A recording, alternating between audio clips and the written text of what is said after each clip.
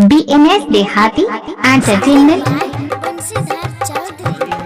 ले लियो मजा जे कुमारे में उना ससुरा में योई तो ले लियो मजा जे कुमारे में उना ससुरा में योई तो हमरे जन्माइल छियो बेटा गे तोहर सैया खेलै तो हमरे जन्माइल छियो बेटा बहागे तोहर सैया खेलै तो दिल छियो हमरे निशानी गे बापू कहलै तो दिल छियो हमरे निशानी गे बापू कहलै तो हमरे जन्माइल छियो बेटा बहागे तोहर सैया खेलै तो हमरे जन्माइल छियो बेटा बहागे। BNS देहाती एंटरटेनमेंट।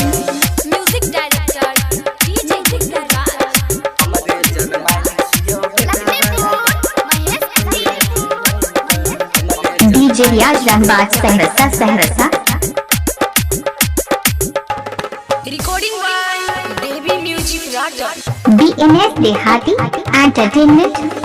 रहे दे छौरी बटैया गे सैया BNS देहाती एंटरटेनमेंट। दे छौरी बटैया गे सैया गंगा नहै तो हमरे जन्माइल छियो बेटा गे तोहर दुल्हा खेलै तो DJ रियाज रंगबाज सहरसा सहरसा। गे तोहर सैया खेलै तो करिहैन भाइट जब सैया तोर हैप्पी बर्थडे मनाइ तो करिहैन भाइट जब सैया तोर हैप्पी बर्थडे मनाइ तो हमरे जन्माइल छियो बेटा गे तोहर दुल्हा खेलै तो हमरे जन्माइल छियो बेटा बागे तोहर सैया खेलै तो म्यूजिक डायरेक्टर डीजे दिग्गज हमरे जन्माइल छियो बेटा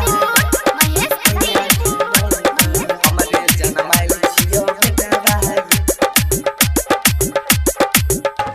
अभी आप सुन रहे हैं बंसीधर चौधरी को।